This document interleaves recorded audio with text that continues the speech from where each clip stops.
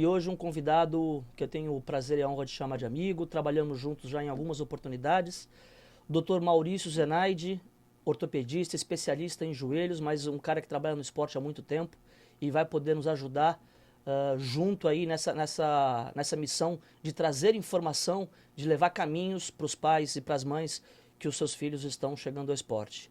Maurício, muito obrigado pela sua presença, que bom estar com a gente aqui. Obrigado pelo convite, foi muito legal. O tema é realmente muito pertinente, acho que todos nós somos pais, né, e temos filhos.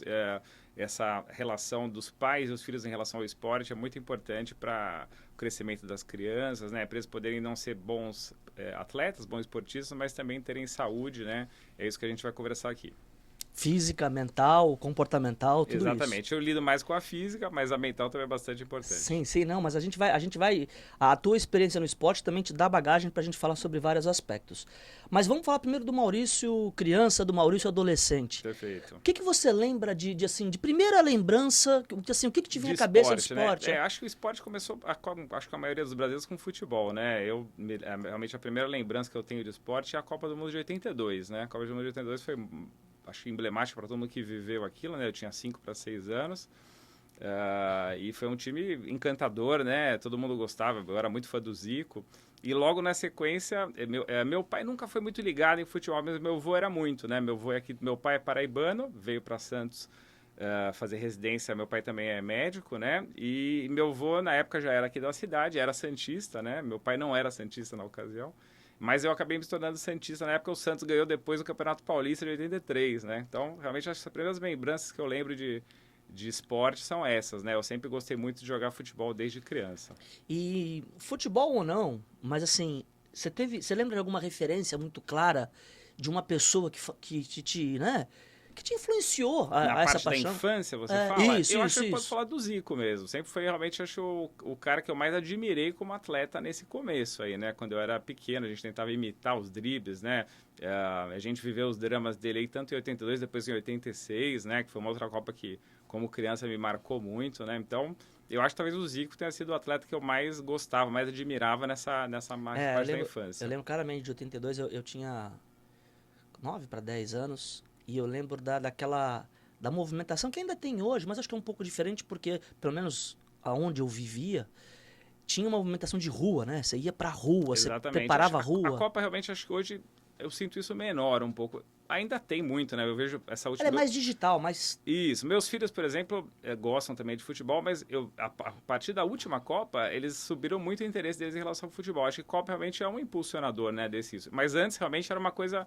A gente sentia mais mesmo o movimento, né? Essa influência da Copa no nosso dia a dia, E né? depois, como é que foi se dando essa relação tua com o esporte na adolescência? Perfeito. Eu sempre pratiquei bastante futebol, né? O Santos realmente sempre foi o meu time do coração. Eu ia bastante na Vila. Tinha um amigo meu que tinha uma cadeira, então a gente ia com muita frequência na Vila. E depois, na adolescência, o outro esporte que eu pratiquei bastante foi o basquete. O basquete, na época que eu estava no colegial, começou a se tornar muito popular pela NBA, né? Começou a ser transmitido, né?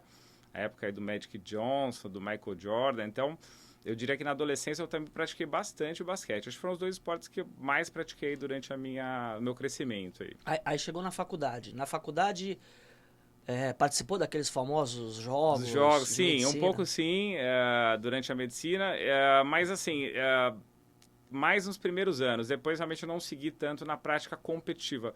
Eu sempre, esporte para mim foi mais lazer do que competição, né? Eu acho que isso depende muito do perfil de cada um, né? Mas os jogos, né, durante os médicos, né, são levados muito a sério, né? Então, Sim, sim. tipo, os caras realmente se dedicam em treinar. Isso nunca fez muito parte da minha vida. Então, eu sempre joguei futebol praticamente semanalmente durante a faculdade, mas eu não gostava muito dessa história de treinar, né? E também eu fiz faculdade em São Paulo, eu sou formado na USP, e eu tinha namorada aqui, então tinha essa história de sempre voltar nos finais de semana. Santos é muito próximo, né? Minha família daqui, eu sempre tive essa visão de querer voltar para Santos também, né? Me surgiu uma dúvida aqui. O quanto da sua decisão por medicina ou né, por ortopedia Uhum. teve a ver com o esporte? Ou nada, absolutamente nada? Acho que assim, não diretamente. Sem dúvida, a ortopedia é muito relacionada ao esporte, mas mesmo hoje no meu dia a dia, né, a maioria dos meus pacientes não são esportistas, né? Hoje aqui em Santos eu sou especialista em joelho, então a gente lida muito com pacientes com mais idade, né, que praticam esporte, às vezes para manter saúde, não como competição. Tem o Santos, claro, que é uma porção do meu dia a dia, tem o skate, né, que surgiu aí em 2018, mas o esporte não participou tanto. Eu acho que minha carreira não foi tão linear. Eu, na verdade, nunca pensei em ser médico, né? Quando saí da escola, eu fui fazer engenharia. Fiz 1 ano e meio de engenharia. Pô, não sabia dessa não. É verdade, fiz 1 ano e meio de engenharia mecatrônica. Eu sempre gostei de exatas, né? Eu sempre tive muita facilidade com exatas. Então, na minha cabeça, eu não ia ser médico. Eu nunca tive tanta identificação com biologia. Meus 2 pais são médicos, então eu sempre tive essa influência, né? De ver o dia a dia deles, né? De realmente gostar de ver eles atuando como médicos, mas eu não me via nisso durante o meu crescimento, né? E aí, a partir da engenharia, eu comecei a ver que não era bem aquilo que eu queria fazer da minha vida, né? Isso lá com 1 ano e meio de faculdade. E aí eu resolvi realmente dar uma guinada no meu dia a dia, na minha vida. Meus pais ficaram super felizes, né? Que eu estava na faculdade pública. Rolou uma né? pressãozinha? Não rolou. Meus pais entenderam bem, mas meus pais sempre me deram muito a liberdade nesse aspecto, né? Eu nunca tive nenhum tipo de imposição de seguir um caminho A ou caminho B, mas claro, eu já estava no 2º ano, já com uma faculdade pública, já indo, já uma coisa mais ou menos encaminhada, né? E você mudar tudo, voltar a fazer cursinho, né? Mas foi o que eu fiz na época e realmente foi uma escolha muito acertada, né? Na época eu repensei, vim acompanhar meu pai em cirurgia para ver se era uma coisa que eu gostava e realmente eu comecei a ver que eu via mais naquilo do que na engenharia, né? Apesar de eu ter muito talento para a parte de exatas. E ortopedia é um pouco isso também, é muito mecânico, é muito talvez seja mais matemática, talvez das ciências médicas, né? Então, a partir daí eu voltei a fazer cursinho, e graças a Deus consegui também entrar numa boa faculdade e a partir daí segui minha carreira médica, mas não realmente relacionada ao esporte. Como é que foi a relação, ou como foi o esporte aparecendo profissionalmente? Foi uma busca sua Não, ou apareceu? também foi das coisas realmente confluíram, né? Mas não é uma coisa que eu almejei, assim, eu já pensei em ser médico de esporte, ser médico do Santos, sendo honesto, nunca tinha tido esse pensamento direto. Primeiro contato com esporte competitivo, logo que eu terminei minha residência, né? Eu fiz 3 anos de ortopedia, 1 ano de cirurgia de joelho, e a partir daí eu fui convidado para fazer uma outra especialização numa clínica de medicina esportiva, que é o Instituto Vita, né? Que a gente também teve contato aí durante os anos de skate, né? O Instituto Vita é um instituto voltado para esporte de alto rendimento, né? Doutor Alexandre Bittar. Isso, o Alexandre Bittar, na época, exatamente também aqui de Santos. Na época, o Wagner Castropil, que é um dos médicos lá, era médico da seleção de judô, né? E o Breno Schor era médico da seleção de ginástica olímpica. Então, a gente atendia lá na clínica atletas de alto rendimento. Na época eu entrei na cirurgia da Daiane dos Santos, por exemplo, na ginasta, né? Isso antes de Santos? Antes de Santos. Isso logo que eu saí da minha parte de residência, né? Então, na época eu estava ainda em São Paulo. Nessa época eu comecei a pôr o pezinho em Santos. Então eu comecei a fazer um consultório aqui, mas eu sempre tive esse alvo de voltar para cá, né? Apesar do mercado de São Paulo ser um mercado com mais oportunidades, mas eu sempre gostei muito de morar aqui. Então, esse foi realmente o meu foco, né? E aí, a partir daí, foi a primeira oportunidade com o esporte de alto rendimento. Eu acompanhava lá vários ginastas e judocas. Entrei na cirurgia da Priscila aqui, por exemplo, também é judoca de alto rendimento, hoje é fisioterapeuta aqui em Santos, né? Então, foi uma experiência bem legal. Então, mas a partir daí acabou o Vita, eu ainda mantive... E aí eu casei na época e voltei para Santos, ainda com alguns dias de trabalho em São Paulo, né? E como é que o Santos surgiu na minha vida, né? Foi uma... Só para um pouquinho, a primeira experiência com atleta de alto nível, então, foi com a Daiane? Foi nessa época com o pessoal, não só com a Daiane, mas com todo mundo da ginástica olímpica passava nessa época, né? Então, eu acompanhava as cirurgias, os caras operavam elas, né? E eu entrava como auxiliar, né? Durante os procedimentos e dos atendimentos também. Não só ginástica e judô, mas também a gente atendia todo o Pinheiros, né? O Pinheiros, ele também é muito forte em diversos esportes. Então, eu tive realmente exposição a um sem número de esportes diferentes, né, na ocasião. Legal. Aí como é que apareceu o Santos? E eu quero entender um pouco do teu sentimento, da tua sensação quando você efetivamente entrou e começou a viver aquele mundo do esporte alto nível, né? Perfeito. Você já foi direto profissional do Santos? Sim, fui direto profissional. O Santos realmente foi uma coisa também, não foi, como eu disse, buscada, né? Eu tinha um chefe meu lá no Hospital das Clínicas, o Dr. José Ricardo Pécora, que era, por acaso, amigo de uma pessoa que estava na gestão do Luiz Álvaro, né, do Laor, né, que assumiu o Santos em 2010, né? E eles vinham com a ideia de mudar o departamento médico. Tinha um colega na época, o Dr. Carlos Braga, que foi muitos anos médico do clube, né? E eles decidiram por mudar o departamento e pediram a indicação para o Pécora, né? Que foi meu chefe no Todas que me conhecia do dia a dia, sabia que eu era de Santos. Na época eu já tinha saído do HC há 3 anos, mais ou menos, né? Então a gente não tinha contato direto. O doutor Pécora me liga. Então, Maurício, você é santista? Primeiro ele perguntou, você é santista? Eu falei, sou santista. Pô, então a gente chegou... Eu achei que você tivesse chegado antes no Santos. Não, eu cheguei em 2010, comecinho de 2010. Na verdade, o meu convite foi feito em dezembro, foi meu presente de Natal. Dia 24 de dezembro, na época o vice-presidente, o Dr. Odílio, isso, me ligou, né? Eu lembro que eu estava tomando um café aqui em Santos, de camisa regata e shorts, né, com a minha esposa, e fui à Vila Belmiro, assim, conversar com o Dr. Odílio. Na verdade, eu não o conhecia pessoalmente, né, e aí ele era amigo do meu pai, de ser médico aqui em Santos, o Dr. Odílio também é médico, é reumatologista, né, e aí, na época, ele me fez o convite para já entrar direto pelo profissional. Na época, assumimos eu e o Rodrigo Zogaib, que trabalha comigo ainda. Sim. O Rodrigo, sim, já era médico da base há muito tempo, né, e nessa ocasião a gente... assumiu o profissional junto. Então foi um baita desafio, né? Que eu era um médico relativamente jovem, né? E para mim realmente foi muito legal essa experiência. Era santista, então realmente foi como eu disse, um presente de Natal muito grande. Legal. Mesmo. Eu comecei 5 dias antes que você. Eu comecei 19 de dezembro. Perfeito. Mas engraçado, na minha cabeça eu tinha que você já estava lá. Não, foi minha primeira experiência realmente, efetivamente, já direto no profissional. Qual foi a tua primeira impressão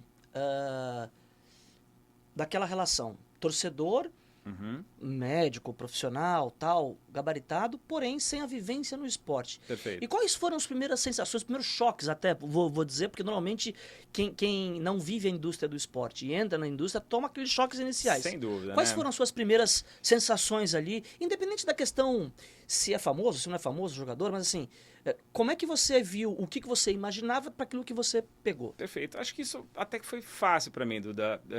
Claro que tem essa parte do uau, né? Eu tô sendo médico dos atletas que antes eu idolatrava, né? E por acaso, meu primeiro semestre, eu fui médico do Giovani, né? O Giovani estava terminando a carreira dele. O Giovani, quando ele fez aquela final em 95, a gente deveria ter sido campeão, né? Todo mundo fala quando ganhamos, né? Eu era adolescente. Então, o Giovani, para mim, eu até brinco, para mim ele é mais importante que qualquer outro atleta do Santos que eu vi jogar, né? Então, fui médico do Giovani, depois chegou o Robinho, né?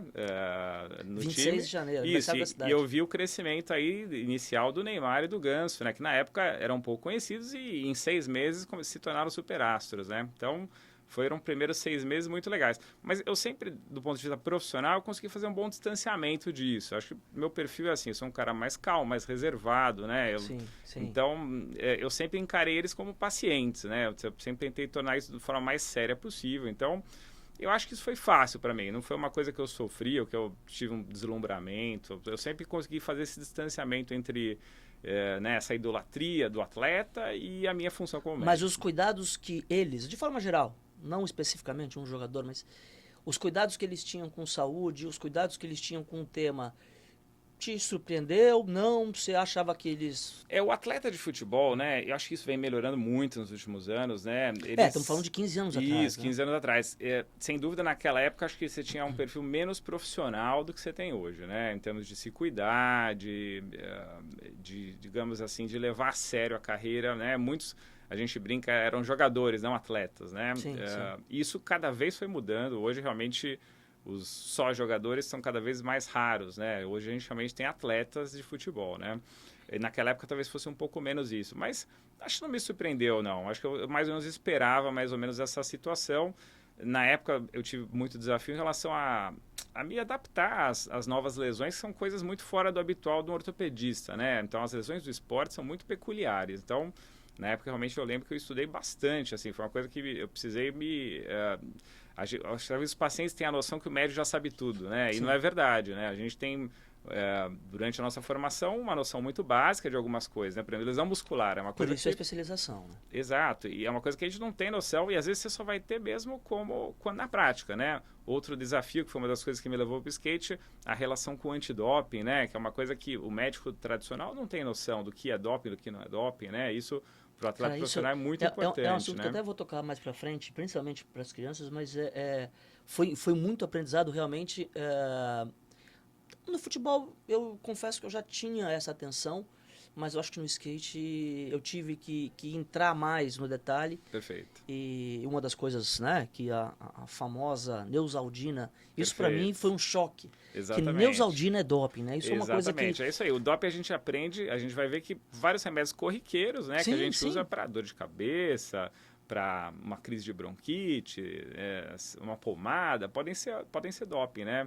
Realmente o regulamento antidoping ele é bem espartano, assim, né? Ele não deixa muita margem, eu usei por acidente, ele considera tudo como má fé, digamos assim. Você tem ou teve muito contato com o departamento médico da base e você vê, não diferença no trabalho, porque o médico acaba o mesmo, mas assim, quais são as principais diferenças da base para o profissional? Eu acho que é bastante diferente, assim, porque um é o público, né, muito diferente, um atleta em formação, jovem, né, e um atleta já formado, já profissional. Claro que no profissional eu tive relação com atletas de 17, 18 anos, né, mas não é a nossa população principal, né.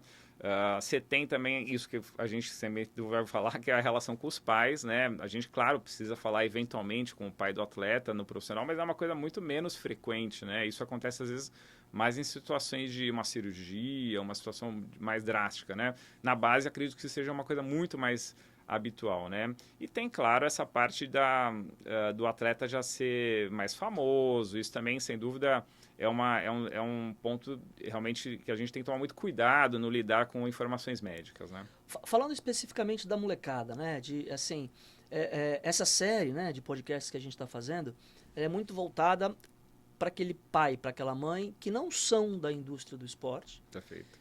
E que os filhos estão entrando, se aventurando, alguns bem no início, outros já com uma etapa, né, avançada de realmente tem possibilidade, e eu brinco muito, eu falo isso em todos os podcasts aqui, que eu acho que é aquele grupo do 1%. O grupo aquele cara que está na base, começou a ter destaque, ele é candidato a ser o 1% que vai virar profissional. Ele não é nada ainda do ponto de vista profissional, mas ele entra naquele grupo de 1%. A gente tem vários exemplos que começaram bem e não se tornaram atletas de alto rendimento, né? E por isso, ao mesmo tempo, complementando esse lance do grupo do 1%, eu brinco muito e falo quando tive a oportunidade, seja no skate, seja no futebol ou até em outras atividades esportivas, que a chance do cara continuar sendo, do cara, da menina, seu filho é 100%. Sim. Então, os pais eles têm que muito balancear essa questão do quanto eu serei pai agente e de quanto eu serei pai. Perfeito. Né? Então, esse é um foco. Mas, vendo do ponto de vista da tua área específica, o que você imagina hoje de maiores fantasmas relacionados ao... Eu acho que o automedicamento deve ser na base, não digo na base, eu não digo nem base de clube, mas na cidade, né? Porque realmente, às vezes o pai, ou por falta de informação, ou até às vezes por falta de condição de estudo ou de financeira, e o filho tá jogando e o filho fica doente, a automedicação deve ser não digo um problema, é um problema, né? A automedicação já é um problema, né? A automedicação, claro, a maioria das vezes não vai causar um dano irreversível, alguma coisa assim, mas pode causar uma piora do quadro, né? Ou problemas relacionados, uma gastrite, uma reação alérgica, né? Então, isso na base, sem dúvida, deve acontecer mais, até porque a população é muito maior, né? Então, eu sou médico de 30, 40 atletas, né? Na base... 500, 30, 600, 40 por 700. cada sub, né? Então... Exato, então é uma quantidade muito maior. Então, sem dúvida, o acesso ao médico acaba sendo mais reduzido, né? E acaba tendo a mesma atenção. Todos os atletas do Santos têm meu WhatsApp, qualquer dúvida eles me mandam, mesma coisa o skate, sim. né? Então, o profissional, isso na base é mais difícil, sem dúvida. O profissional está coberto, né? Sim. E até porque quando o cara chega no profissional, ele tem, mesmo que seja uma mínima, mas ele tem uma estrutura de alguém do lado dele, Perfeito. Alguém ajudando que possa, inclusive, correr atrás.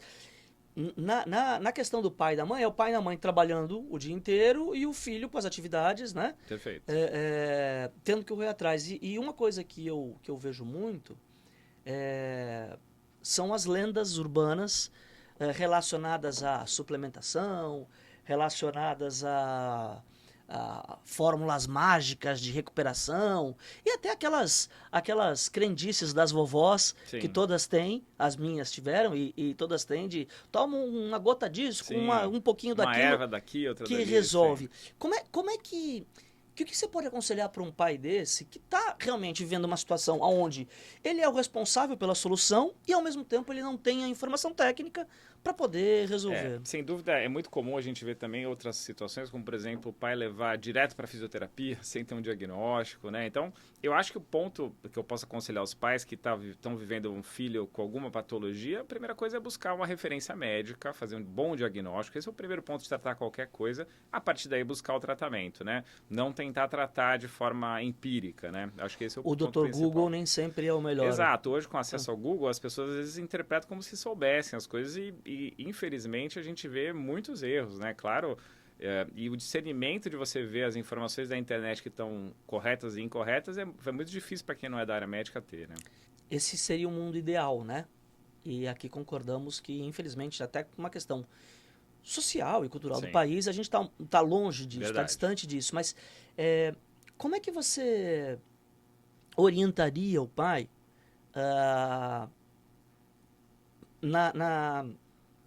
para poder diagnosticar, não diagnosticar, que é um termo muito técnico, mas para perceber e orientar o seu filho a questão o que é manha, preguiça, com o que é uma dor real. Eu digo isso porque eu com 52 anos, somos mais ou menos da mesma faixa etária, a gente viveu há um tempo atrás o esporte onde o atleta que reclamava de dor era manhento, era preguiçoso e etc. E eu entendo, é uma opinião minha, não que isso seja uma realidade, mas é uma visão minha, de que hoje absolutamente tudo tem defesa para diagnosticar e o cara não ir para dentro. Tudo é um problema. E eu acho que não é nem tanto ao céu, nem tanto à terra. Sem dúvida. Como é que o pai pode orientar e não só com as convicções pessoais, né? Porque um dos erros que eu vejo hoje muito é o pai naquela ânsia de querer resolver, e eu entendo essa boa vontade, mas normalmente comete um erro: eu conheço meu filho, do meu filho cuido eu. Perfeito. Esse é um baita de uma possibilidade de erro, porque ele não é médico, ele é pai. Ele não é fisioterapeuta, ele é pai. Ele não é psicólogo, ele é pai. Ele não é técnico, ele é pai. Como é que, na tua área especificamente, o que você orientaria um amigo seu, por exemplo, uma amiga sua nesse sentido? Eu acho que os quadros que aparecem de dor em criança sempre devem ser valorizados, né? A criança raramente vai reclamar disso por só manha, né?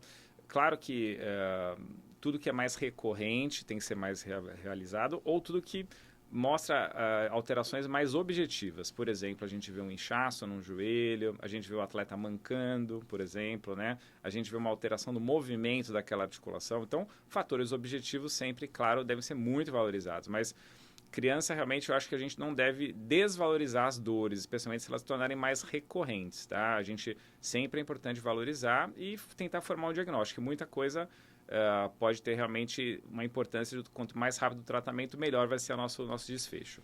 Dentro dessa questão, em casa, né? Eu estou partindo do princípio que o clube, ou a associação, ou o esporte que essa criança está praticando não dê a ela a estrutura que clubes como o Santos dão, óbvio, né? Sim. O que a gente pode dar de dicas básicas, óbvio, por exemplo, relacionadas a descanso? O quanto que eu vejo isso naturalmente, né? E temos filhos praticamente das mesmas idades, mas pô, uma criança de 12 anos que tem já uma rotininha lá de treinos e etc. O que é uma super dose de treino para ele? Porque você tira ele do futebol, mas ao mesmo tempo ele vai encontrar com os amigos no prédio e vai jogar futebol. Perfeito. Como administrar isso? Isso é muito importante, porque realmente isso tem total relação com a incidência de lesões, de problemas, tanto nessa fase como também na vida adulta. Então, aquele atleta que treina em excesso, especialmente quando ele é muito especializado, né? Então, faz diferença o cara fazer só futebol organizado, né? E também é diferente você jogar um futebol no clube, treino, do que você jogar com os amigos. É outro nível de exigência física, né? Então, o atleta que super especializa muito cedo, né? E quanto mais cedo mais impacto, ele tende a ter um índice maior de lesões, né? Os trabalhos mostram até 2 vezes mais lesões em atletas que super especializam muito cedo, né? Então, o cara que só treina futebol não faz mais nenhuma outra atividade do que o cara que faz múltiplos esportes, né? O cara que faz múltiplos esportes ele está mais protegido. Né? Vários tipos de lesão, fraturas por estresse, tendinopatias, né? Então, a ideia é que se o esqueleto for solicitado de formas variadas, ele vai se tornar mais forte, mais complacente, né? Do que você fazer uma coisa com muita repetição. E isso vai de encontro também à questão da coordenação motora, né? Perfeito. Vai melhorar muito a coordenação motora. Você estimulando ela de formas variadas, a coordenação dela tende a estimular. E a gente vê isso em atletas de muito sucesso, né? A gente vê, citando até do skate, a Raíssa joga handebol na escola, joga futebol na escola, sim, né? sim. Não abre mão disso, né? Então, eu sempre falo para os pais, a gente tem que estimular isso mesmo, não é ruim isso, é bom, né? Ela está tornando, além da parte lúdica, claro que também é importante, né? Isso também vai prevenir lesões. Né? Eu tenho essa teoria para mim do Dataduda, Instituto de Pesquisas, Perfeito. Que esses geninhos do esporte, com a Raíssa e outros, esses geninhos, eles seguramente têm uma coordenação motora muito acima para praticar outros esportes. E é isso que os fazem diferente nos seus esportes, né? Perfeito. Você vê esses gênios do esporte praticando outras coisas e são praticam bons bem. Também. São bons também. É isso mesmo. Claro que se especializaram naquilo, Sim. né? E treinam e praticam aquilo, mas é impressionante a capacidade deles de desenvolver... Se adaptar em outros momentos, é isso aí. Então, alguns pais têm essa visão, às vezes, meu filho só pode treinar futebol, ele só pode se dedicar a isso. Isso é ruim, né? Especialmente nas idades mais precoces, especialmente antes dos 12, 13 anos.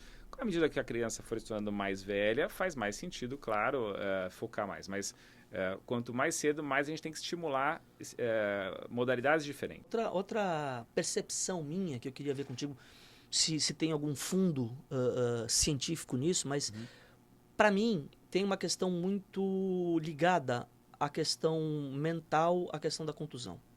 Eu acho que atleta bem mentalmente se machuca menos por uma questão lógica do seguinte sentido de estar 100% ali com a cabeça focado na sua competição, então sabe cair, cai melhor, sabe fugir de situações de risco melhor do que aquele que está com a cabeça voada. Existe algum estudo nessa Boa sentido? Pergunta. Eu acredito que não. É até uma coisa muito difícil de quantificar, né? Sem dúvida, isso a gente tem para em outras tópicos, né? Quando você tem um paciente mais deprimido, mais triste, esse cara vai ter mais dor, mais problemas relacionados à saúde, né? Isso já é bem definido. Agora, em relação a atletas, isso é muito difícil a gente quantificar, né?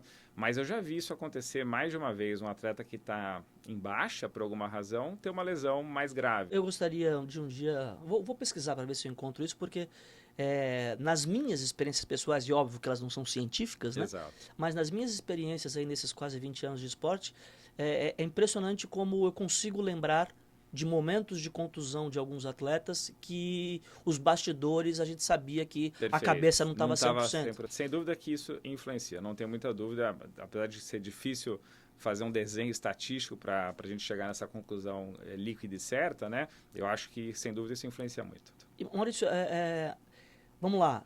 Meu filho com 14, 15 anos começou a... Percebi que ele realmente vai enveredar por esse lado, vai brigar para ser 1%, para tentar ser 1%. Ele vai brigar para tentar ter a possibilidade de brigar para ser 1%. Já tem uma estrutura ali, né? Seja clube de futebol, seja entidade desportiva de outras modalidades. Eu, como pai, como mãe, como é que eu devo... Assim, como é que eu devo me organizar para lidar com a equipe multidisciplinar? Porque hoje, ainda bem, o esporte está evoluindo para isso, né? Eu tive, num desses episódios, conversando com a Juliane e a gente falou da evolução, né? De que há pouquíssimo tempo atrás, quem passava em psicólogo no meio do esporte era considerado como maluco. Perfeito. Hoje não, hoje, né? Até os profissionais de comissão técnica estão sendo submetidos a esse tipo de tratamento, que eu acho maravilhoso. Mas... como é que eu, como pai, como mãe, o que você indica dessa relação? Porque eu vejo de dentro do esporte, trabalhando, da estrutura, do bastidor, eu vejo muito a importância dessa equipe multidisciplinar, do desempenho técnico, do desempenho físico, do desempenho mental, da prevenção à lesão e assim por diante. Exato. Eu acho que isso é uma coisa que eu sempre tento colocar para pais com atletas jovens, né? Que geralmente quando me procuram no consultório são com problemas, com lesões, né? Que o atleta, né, a criança, não tem que só praticar o esporte, ele tem que ter alguma atividade de preparação, de fortalecimento muscular, de treinar essa parte proprioceptiva, né, de agilidade, né, de controle neuromotor. E isso nem sempre é muito enfatizado nessas categorias mais básicas, especialmente o futebol talvez seja um pouco mais organizado que a maioria, mas de outros realmente isso não tem muito bem definido, né? Então tem Movimentos modalidades específicos. isso, ou um trabalho de preparação física para aquela atividade, né? Por exemplo, aqui em Santos eu lido muito com a gente tem muita patinação artística que é muito forte, né? E eu vejo, e realmente nem todas as meninas mais jovens faziam um trabalho de fortalecimento tão adequado como seria ideal, até porque nessa modalidade específica eles têm horas, realmente um índice de treinamento muito alto, né? Eles treinam 4 horas por dia, 5 horas por dia, né?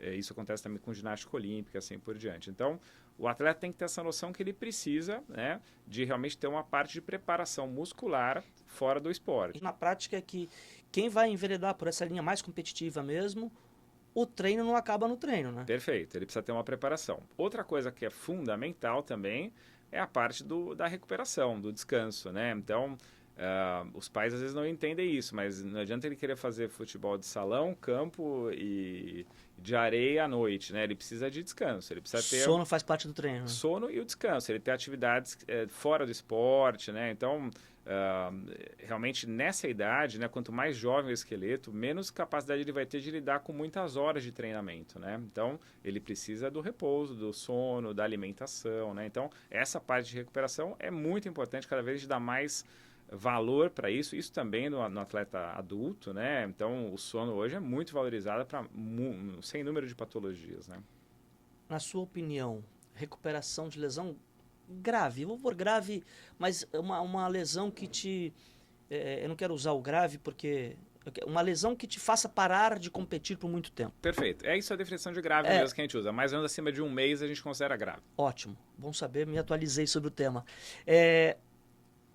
A recuperação, o quanto de técnica e medicina e o quanto de lado emocional que tem nessa recuperação? Sem dúvida, a lesão para o atleta acaba sendo um desafio porque ele é obrigado a parar tudo que ele está fazendo, né? Ele é obrigado a fazer a fisioterapia, que é uma coisa, no começo, extremamente maçante, diferente do que ele gosta, especialmente nas fases iniciais.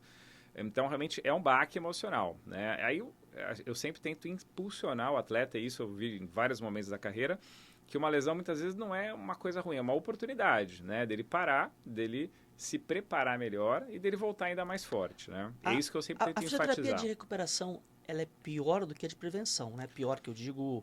Sim, mais chata? Mais chata, sim. É menos dinâmica, né? A preparação física de prevenção é uma coisa que envolve muitas vezes movimentos que ele vai usar ali na rotina dele, do esporte que ele usa. Na parte de reabilitação, não. E claro, muitas vezes quando envolve lesão ou cirurgia, né? O atleta vai ter dor, né?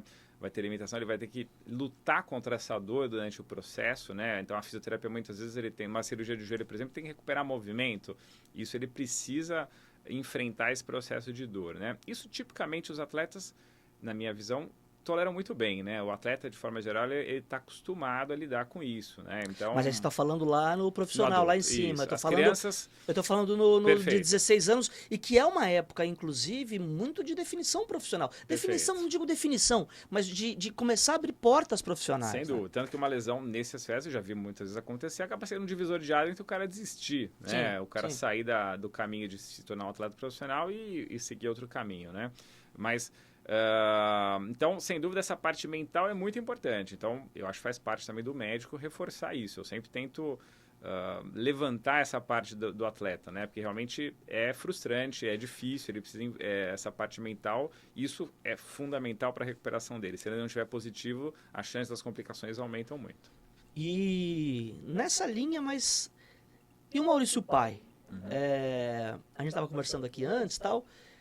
os seus filhos fazem atividades, mas ainda não de forma competitiva. Isso, E você se imagina eles competindo? Você já se imaginou? Porque todo mundo que está passando por aqui, eu tenho feito esse tipo de pergunta, nessa linha, não exatamente essa mesma, mas essa linha, e é impressionante como o discurso profissional dá uma mudada. Sem dúvida. Eu acho que quando acontece com os nossos filhos, né, é muito difícil a gente ter a mesma frieza, né, do que quando a gente está lidando profissionalmente, né? Meus filhos, assim, eu acho que o perfil deles não é se tornar atletas competitivos. É difícil de dizer ainda, né? Mas Sim. os dois são jovens, tem um de 12 e um de 8, né? Então ainda tem muita coisa pela frente. Mas, sem dúvida, na prática é mais difícil do que na teoria. Não tenha dúvida, Duda. Não, sem dúvida, porque até foi uma frase que o Juca Pacheco, grande cara, usou aqui, que tudo aquilo que a gente faz no dia a dia, né, no esporte, na indústria, que a gente faz de uma forma mecânica, com paixão, com amor, mas de uma forma mecânica, porque é o nosso trabalho. Perfeito. Quando o filho entra em quadra e a gente quer raciocinar assim, o sangue corre de uma maneira Sim, diferente. sem dúvida. E eu estou tentando fazer esse paralelo justamente porque é um cenário que eu vejo hoje muito forte quando eu vou jogos dos meus filhos ou jogos mais mirins, por algum outro motivo profissional, que o comportamento do pai na ânsia de proteger muitas vezes atrapalha, né? Sem dúvida. É muito comum, a gente já ouve falar histórias do pai querer interferir com o treinador, né? Ou agredir verbalmente crianças de outros Sim. times, né? Isso a gente ouve falar muito, né? Então, realmente, a gente tem que tentar, eu acho que dentro desse ponto, manter o equilíbrio, né? Sem dúvida, eu entendo que com o nosso próprio filho é mais difícil, claro, mas a gente tem que ter, até para a própria criança, entender que nessa fase a disputa não tem que ser tanto a ferro e a fogo, né? Eu acho que isso é uma coisa que eu sempre penso e defendo. Eu acho em crianças a gente não tem que ter, obviamente, a mesma cobrança em termos de resultado, né? Você está desenvolvendo aquele atleta. Né? Eu acho que o principal erro da base, de forma geral no Brasil, é ainda focar em resultado. Perfeito, você tem toda a razão. Tem uma frase que é famosa aí, do Muricy Ramalho, que ele reclamava daquele jeitão dele lá, de que, pô, eu não tenho que treinar o cara aqui, ensinar a fazer cruzamento aqui, eu tô no profissional, o cara tem que saber jogar. E de forma que antes eu achava meio folclórica... Talvez seja Não, bem real, razoável. é razoável. Eu acho que o Brasil, por uma questão dessa imediatista, acho que não só o Brasil, né, a maioria dos países competitivos no esporte, e a questão das redes sociais alterou um pouco isso, dessa necessidade de todo mundo querer ser mais do que ou aparecer mais do que... para poder... Até eu entendo a intenção de buscar uma oportunidade, mas muito com a finalidade de dizer, olha como eu sou bom e não de você crescer, né? Eu faço muito paralelo com a questão da faculdade, né? O cara que no primeiro semestre da faculdade já se acha um advogado, um médico, um psicólogo, um engenheiro, não entendeu nada, né? Sem dúvida. Porque ele vai, ao longo desses anos, se formar e principalmente depois da faculdade no mercado de trabalho, pegar as informações. Ou seja, ele vai construindo um caminho. A formação continua o tempo todo, né? Eu acho que realmente a gente sai sabendo muito pouco, né? Então, realmente, a gente vai se formando à medida que vai trabalhando, vai conhecendo, né? Então, a faculdade é só o ponto de partida, sem dúvida. E eu brinco muito que a gente tem muitos exemplos maravilhosos de esportistas jovens que às vezes são ruins para quem está ali de fora na base e quer imitar, né? Sim. Né? Você vê uma Raíssa que a gente citou aqui hoje, medalhista olímpica com 13 anos e pouco, que assim, só que ela hoje, historicamente, e vai continuar para sempre sendo a medalhista mais nova da história do Brasil. É isso aí. E aí a gente não pode usar isso como regra, como né? referência, claro. O Lamine Yamal agora do Barcelona, com 17 anos assinando um maior contrato e tal. E a gente não pode achar que todo mundo... essa é a regra. Aliás, a gente teria e tem que enfatizar muito que essa é uma exceção da exceção. Perfeito, né? Isso aí. Você chegar no profissional já é uma exceção. Você ser um Lamine Yamal já é uma exceção da exceção. Sem dúvida. E acho que isso é uma coisa que eu gosto muito do tema, eu milito muito nessa área aí da base não se preocupar com o resultado. Mas, ao mesmo tempo, por exemplo, num clube de futebol, se você é diretor do clube de futebol, se é diretor da base e o teu sub-15, sub-17, sub-20 não ganha nada, você vai ser cobrado e a questão... Da emoção do futebol, talvez atrapalhe muito o planejamento. Mas, ao mesmo tempo, a gente vem deixando de formar talentos preocupados só com o resultado. Eu acho o certo, realmente, é que a base não tivesse cobrança zero, né? Eu acho que a cobrança é se aquele time produziu atletas depois para o profissional. Exato. De boa qualidade. Eu acho que esse seria um o exemplo que eu gosto de dar, e que óbvio que isso não foi proposital, mas o Neymar não ganhou nenhum título na base. E Perfeito. o Neymar virou o que ele é. Exatamente. Né? O maior artilheiro da história da seleção brasileira. E a gente tem exemplos de caras que foram artilheiros na base e não vingaram como profissional, né? Porque se adaptaram naquele momento à base, mas não foi preparado e quando chegou no profissional não vingou. Exatamente. Então esse é um papo que eu gosto muito. Até para prevenção de lesão é importante, né? Porque assim, treinamento e prevenção muitas vezes se conflitam, né? Então, às vezes para o cara ter performance não dá tempo dele fazer aquele trabalho preventivo, por exemplo, né? Isso na base não podia acontecer em nenhum momento, né? Me fala um pouquinho que eu acho que tem a ver, e eu acho que pode ser, embora a gente só veja no profissional, mas eu acho que pode ver aquele exame de imagem que hoje é muito feito pós-jogo, pós-treino, eu não sei qual é a periodicidade, se é todo dia, se não é, para você entender como é que está o jogador e afastá-lo ou dar uma carga menor de treino. Como é que funciona esse exame Hoje... de forma para leigo aqui, Maurício? Isso, hoje a gente faz essa avaliação do desgaste, né, de forma multifatorial, não é um dado só, né? Então, hoje, uma coisa que mudou muito até nos últimos anos, né, foi a parte do GPS, né? O GPS é uma coisa muito interessante, né? Então, hoje todo atleta de futebol, vocês devem ver, eles jogam aqueles sutiãs, né? Aqueles tops, né? Com um aparelhinho aqui nas costas. Isso, com o aparelhinho nas costas. E aquilo lá, ele mensura todas as atitudes que o atleta fez no campo. Então, a distância que ele correu, as ações em alta velocidade, as acelerações, as desacelerações. Então, isso dá uma noção muito boa do desgaste dele, né? E aí depois, no dia seguinte, também é feita uma avaliação subjetiva de como ele está se sentindo, né? Se ele tem uma escala específica, se está muito cansado, pouco cansado, como foi o sono dele, tudo isso é medido e é datado, né? É feito também uma análise de uma proteína que é a CK, né? Que isso dá uma ideia também de desgaste muscular, então isso também ajuda a gente a saber se o cara está mais ou menos cansado. A gente usa também no Santos um método que é a termografia. A termografia é uma análise do calor do corpo, né? Que também dá uma ideia se tem alguma área com uma hipercaptação ou uma hipocaptação. Então, mais calor, mais desgaste. Isso.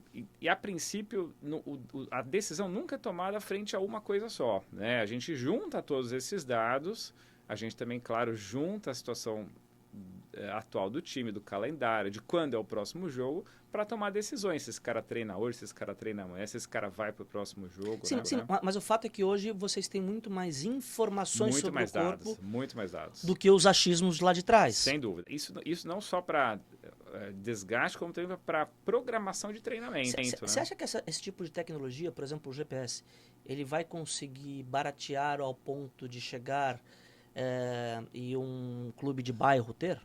Eu acho que sim. A coisa não é tão complexa, né? Hoje, realmente, a indústria principal é um método bastante caro. Tanto que o Santos, acho que se não me engano, foi a partir de 2020. Só que tem esse método, por exemplo, né? Outros times também só mais tardiamente até. Então, é uma coisa que ainda é cara. Mas eu acho que a tendência é essa, né? Porque realmente, hoje, coisas que eram inatingíveis antes, hoje vocês têm na palma da mão num celular, por exemplo. A informação é ouro, né?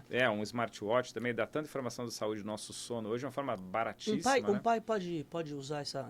Você acha que seria um pai leigo, né? Eu acho assim, a informação, Duda, como tudo, tem um lado bom e um lado ruim. É difícil de interpretar também, tá? Sim. Então, sem conhecimento técnico, ele não vai conseguir interpretar. Exato. Então, acho que para uso, assim, rotineiro, difícil. Mas, assim, por exemplo, um time de base usar, talvez consiga, né? Mas para um atleta individual, acaba sendo mais difícil isso, né? No meu modo de ver. Legal, Mauricião. A gente vai encaminhando para o nosso final aqui. Quero te agradecer pela presença. Quero publicamente aqui uma coisa que eu já sempre falei e falo, te agradecer pela parceria de anos aí. Eu que venho agradecer, até contando aqui a história, né? O Duda foi quem me convidou para participar do skate. Essa parte a gente nem falou muito, né? Do skate, né? O skate foi na minha vida foi uma coisa muito legal que aconteceu numa situação, eu contando um pouco da trajetória ainda, né? 2018, eu acabei saindo do Santos na época por conta da mudança do presidente e por acaso foi bem na mesma ocasião que o Duda me convidou para participar da seleção do skate. Você não deve lembrar, mas eu te convidei um mês antes. Um mês antes, exatamente. Você estava no Santos. Foi em fevereiro. Você falou, pô, Duda, não vai dar. Exatamente, vou ver se vai dar para conciliar. Cara, eu lembro, desculpa, mas assim, eu lembro que eu estava vendo as redes sociais e vi a notícia num site X, nem lembro qual é o site, que o Santos ia mudar o departamento médico e o Maurício Zenaide não fazia mais parte. Eu comemorei internamente, peço desculpas, mas falei, vou ligar de novo. E à tarde liguei. É isso aí. Aí a gente sentou e conversou. Mas eu me orgulho muito de ter feito essa parceria contigo. Gosto muito, sou fã do teu trabalho, você sabe disso. Te agradeço. Eu estou fazendo essa série muito por conta dos desafios. O skate, a gente, embora tenha falado pouco hoje, mas o skate também, até por essa questão dessa mudança comportamental de entrar nas Olimpíadas e as mulheres, principalmente as mulheres, começarem a praticar, então, a faixa etária é muito nova ainda. Muito nova, um absurdo, né? O pódio da Olimpíada você só tinha teenagers, né? né? A Federação Internacional agora mudou, então agora só pode disputar a Olimpíada a partir de 16, então por isso que eu digo que a Raíssa não vai provavelmente ser superada, eternamente, a não ser que apareça um outro esporte, mas Exato. A Raíssa vai ser provavelmente eternamente a medalhista mais jovem da história do Brasil, mas eu acho que a tendência é, com o passar do tempo, as mulheres, pelo volume, elas chegarem na idade média dos homens, que também não é tão alto assim, Sim. mas já é mais alta. Mas é isso, Maurício. Eu estou trazendo profissionais de alto nível, alguns a sorte de chamar de amigo, que é o teu caso, para fazer essa série, porque o meu objetivo é esse, dar informação, dar caminho. Eu percebo que muitos pais têm a maior das boas vontades, óbvio que não se discute o amor e o interesse pelo filho, pela filha darem certo, mas sem informação toma muita decisão errada. Então, esses 12, 13 episódios que a gente vai fazer com pessoas do esporte serve com isso. Espero que as pessoas aproveitem. Muito obrigado, meu amigo. Legal, muito obrigado pelo convite. Vou aproveitar, vou me despedir aqui. Tenho uma lembrancinha para você. Meu amigo Giuliano, da UON, pediu para oferecer um voucherzinho da loja dele. Obrigado. É uma loja de Santos conceituada, tem as melhores marcas de roupa. Conheço, já comprei lá. Muito obrigado. Legal. Esse voucher você usa. O Giuliano tem nos apoiado nessa iniciativa. Grande parte dos clientes dele são pais de atletas de futebol. Legal. E ele tem apoiado. Então, você pode entrar no site deles aí, no UON, e usar esse teu presente. É uma lembrança, mas da UON, então é um presentão. Espero que você aproveite. Obrigado, Maurício. Obrigado mesmo, Duda.